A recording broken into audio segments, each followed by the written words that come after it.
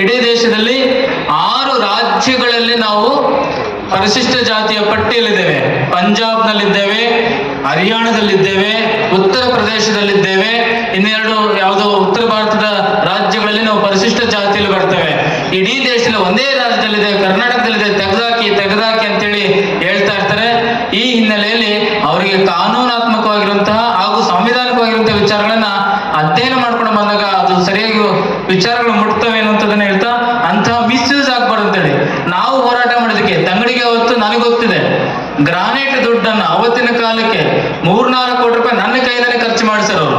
ಅವರ granite business ಅಲ್ಲಿ ಬಂದಿರುವಂತಹ ಹಣವನ್ನು ಖರ್ಚು ಮಾಡಿ ಮುಖ್ಯಮಂತ್ರಿಗಳ ಸಮಾವೇಶ ಮಾಡಿ ಮುಖ್ಯಮಂತ್ರಿಗಳ ಮೂಲಕ ಭೋವಿ ನಿಗಮ ಅಂತ ನಾವು ಘೋಷಣೆ ಮಾಡಿಸಿದ್ರೆ ಇವತ್ತು ಆ ಸಮುದಾಯಕ್ಕೆ ಸಂಬಂಧಪಟ್ಟಿಲ್ಲ, ಇದು ನಮಗೆ ಸಂಬಂಧಪಟ್ಟಿದೆ ಹೇಳಿ ಒಂದಿಷ್ಟು ತರಲೆಗಳಾಗ್ತದೆ. ಅದಕ್ಕೋಸ್ಕರ ತಾವು ದಯವಿಟ್ಟು ಭೋವಿ ನಿಗಮವನ್ನ ಭೋವಿ ಒಟ್ಟರ ನಿಗಮ ಅಂತೇಳಿ ಘೋಷಣೆಯನ್ನ ಮಾಡಿಸಿ ಅದನ್ನ ನ್ಯಾಯವನ್ನು ಒದಗಿಸಿಕೊಡ್ಬೇಕನ್ನಂತ ಮಾತನ್ನ ನಾವು ತಿಳಿಸ್ತೇವೆ. ಇನ್ನ ಇತ್ತೀಚೆಗೆ ಬಾಗಲಕೋಟೆಗೆ ಮುಖ್ಯಮಂತ್ರಿಗಳು ಬಂದಿದ್ರು. ಬಹುಶಃ ನಮ್ಮ ಮಠಕ್ಕೆ ಬಂದು ಯಾವತ್ತು ಬಂದ್ರು ಕೂಡ ಅವ್ರು ಯಾವತ್ತೂ ನಂಗೆ ಅವಸರನೇ ಮಾಡಿಲ್ಲ. ನಾನೇ ಎಲ್ಲಿಗಾರು ಹೋಗ್ಬೇಕಾ ಅಂತ ಕೇಳ್ಬೇಕು, ಅವಾಗ ಓನ್ ಸಮಾಜ ಇನ್ನೊಂದ್ ಕಡೆ ಹೋಗ್ಬೇಕು ಅಂತೇಳಿ ನಮ್ಮ ಜೊತೆಲಿ ಕನಿಷ್ಠ 20-30 ನಿಮಿಷ ಇತ್ತು. ನಮ್ಮ ರಾಮಯ್ಯರು ಇದ್ರು, ನಮ್ಮ ಪ್ರಭಾಕರ್ ಜೊತೆಗಿದ್ರು. ಕೇಳ್ರಿ, 30 ನಿಮಿಷನೂ ಕೂಡ ಸಮುದಾಯದ ಬಗ್ಗೆನೇ ಅವರು ನಮ್ಮ ಮಾತುಗಳನ್ನ ಕೇಳಿದ್ದಾರೆ. ಏನೇನು ಕೆಲಸ ಆಗಿದೆ, ಏನೇನು ಆಗ್ಬೇಕಾಗಿದೆ, ಸ್ವಾಮೀಜಿ ಪಟ್ಟಿ ಮಾಡ್ಕೊಳ್ರಿ, ನೀವು ಬೇಜಾರು ಮಾಡ್ಕೋಬೇಡ್ರಿ, ಪದೇ ಪದೇ ಬರೋದಕ್ಕೆ ಕೆಲಸಗಳನ್ನ ಮಾಡಿಸ್ಕೊಳ್ತಾ ಇರಬೇಕು, ನಾನಿದ್ದಾಗ ಏನ್ ಸಾಧನೆ ಎಲ್ಲವೂ ಮಾಡ್ತೀವಿ ಅಂತ ಹೇಳಿದ್ರು. ಅವಾಗ ಕೂತಾಗ ಅವರ ಆತ್ಮೀಯವಾಗಿತ್ತು ಒಳ ಮೀಸಲಾತಿ ಬಗ್ಗೆ ನಾನು ಚರ್ಚೆ ಮಾಡಿದೆ.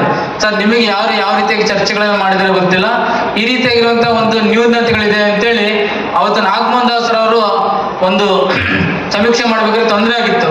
ಹೋಗಿ ಸಾಹೇಬ್ರು ನಾನು ಮನವಿ ಕೊಟ್ಟೆ, ಒಂದೇ ಮಾತಲ್ಲಿ ತಗೋ ಅವ್ರಿಗೆ ಫೋನ್ ತಗೋ ಅಂತೇಳಿ ನಮ್ಮ ಪ್ರಭಾಕರೇ ಫೋನ್ ಹಚ್ಕೊಟ್ಟು ಸ್ವಾಮಿಗಳು ಬಂದರೆ ಇಲ್ಲಿ ಅದೇನೋ ಸಮಸ್ಯೆ ಆಗಿದೆ ಅಂತ ನೋಡು ಅಂತೇಳಿ ತತ್ಕ್ಷಣ ಹೇಳಿದ್ರು. ಯಾವ ಸಮಸ್ಯೆಗಳನ್ನು ಕೂಡ ಪ್ರಲಾಂಗ ಮಾಡಲ್ಲ, ಉದ್ದೇಶಪೂರ್ವಕವಾಗಿ ಯಾವ ನಿರ್ಣಯನೂ ಕೂಡ ತಪ್ಪಾಗಿ ತೆಗೆದುಕೊಳ್ಳಲ್ಲ. ಅವರೆಲ್ಲದನ್ನ ಆಲೋಚನೆ ಮಾಡಿ ಎಲ್ಲರ ಜೊತೆ ಚರ್ಚೆ ಮಾಡಿ ಮಾಡ್ತಾರೆ.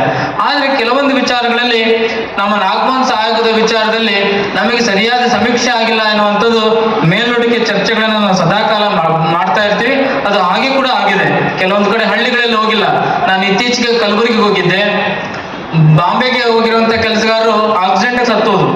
ಆಕ್ಸಿಡೆಂಟ್ ಆಗಿ ಲೇಬರ್ಸ್ ಮೇಲೆ ಟ್ರಕ್ ಬ್ರೇಕ್ ಫೇಲ್ ಆಗಿ ಅವ್ರ ಮೇಲೆ ಅರ್ಧ ಸತ್ತೋದ್ರು. ಅವ್ರು ಮಾತಾಡ್ಸ್ಕೊಂಬಲ್ಲ ಕಲಬುರಗಿ ಹೋಗಿದೆ. ನೀವು ಸಮೀಕ್ಷೆಯಲ್ಲಿ ಪಾಲ್ಗೊಂಡಿದ್ರ ಅಂತ ಕೇಳಿದ್ರೆ ಏನ್ ಸಮೀಕ್ಷೆ, ಹೆಂಗ್ ಪಾಲ್ಗೊಳ್ಬೇಕು ಅಂತ ಕೇಳ್ತಾ ಇದ್ರು. ಅರ್ಥಾತ್ ಆ ಕುಟುಂಬ ಸಮೀಕ್ಷೆಯಿಂದ ಹೊರಗೆ ಬಿತ್ತು ಅನ್ನೋಂಥದ್ದು ಒಂದು ಉದಾಹರಣೆ ಅಷ್ಟೇ.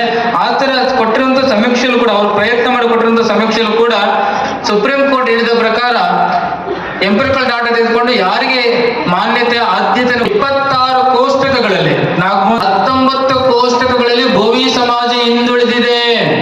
ಎಷ್ಟು ಕೋಷ್ಟಕಗಳಲ್ಲಿ? 19 ಕೋಷ್ಟಗಳಲ್ಲಿ ಹಿಂದುಳಿದಿದೆ. ಪದವಿ ಪೂರ್ವ ಶಿಕ್ಷಣ ಪಡೆದರು 4ನೇ ಸ್ಥಾನ ಅಂತ ಆಯೋಗ ಹೇಳುತ್ತೆ.